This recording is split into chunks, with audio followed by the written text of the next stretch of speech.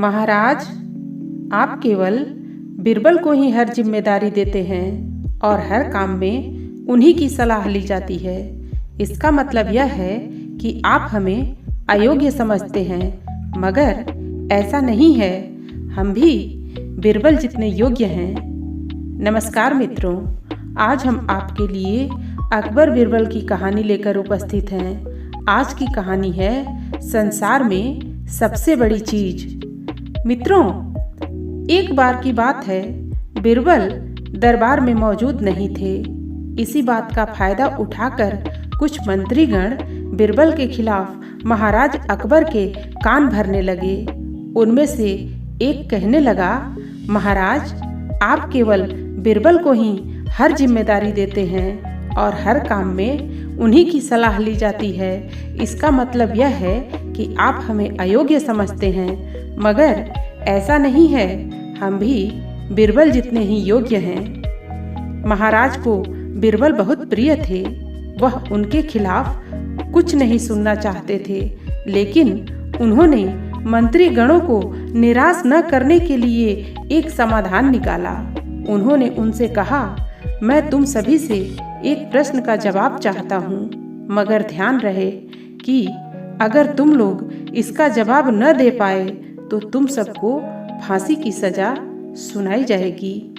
मित्रों, दरबारियों ने झिझक कर महाराज से कहा, ठीक है महाराज, हमें आपकी ये शर्त मंजूर है, लेकिन पहले आप प्रश्न तो पूछिए।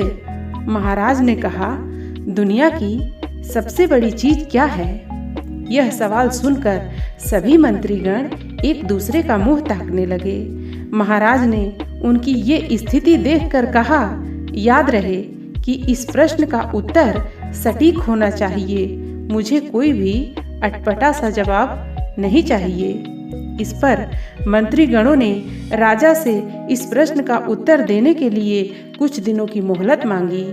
राजा भी इस बात के लिए तैयार हो गए। महल से बाहर निकलकर सभी मंत्रीगण इस प्रश्न का उत्तर ढूंढने लगे। पहले ने कहा कि दुनिया के सबसे बड़ी चीज भगवान हैं, तो दूसरा कहने लगा कि दुनिया की सबसे बड़ी चीज भूख है। तीसरे ने दोनों के जवाब को नकार दिया और कहा कि भगवान कोई चीज नहीं है और भूख को भी बर्दाश्त किया जा सकता है। इसलिए राजा के प्रश्न का उत्तर इन दोनों में से कोई नहीं है।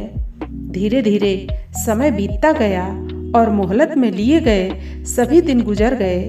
फिर भी राजा द्वारा पूछे गए प्रश्न का जवाब न मिलने पर सभी मंत्रीगणों को अपनी जान की फिक्र सताने लगी। कोई अन्य उपाय न मिलने पर वो सभी बिरबल के पास पहुँचे और उन्हें अपनी पूरी कहानी सुनाई। बिरबल पहले से ही इस बात से परिचित थे। उन्होंने उनसे कहा, मैं तुम्हारी जान बचा सकता हूँ, लेकिन तुम्हें वही करना होगा जैसा मैं कहूँ। सभी बिरबल की बात पर राजी हो गए। अगले ही दिन बिरबल ने एक पालकी का इंतजाम करवाया। उन्होंने 2 मंत्रीगणों को पालकी उठाने का काम दिया, तीसरे से अपना हुक्का पकड़वाया और चौथे से अपने जूते उठवाए। वह स्वयं पालकी में बैठ गए। फिर उन सभी को राजा के महल की ओर चलने का इशारा दिया। जब सभी बिरबल को लेकर दरबार में पहुंचे तो महाराज इस मंजर को देखकर हैरान थे। इससे पहले कि वो बिरबल से कुछ पूछते, बिरबल खुद ही राजा से बोले, महाराज, दुनिया की सबसे बड़ी चीज गरज होती है।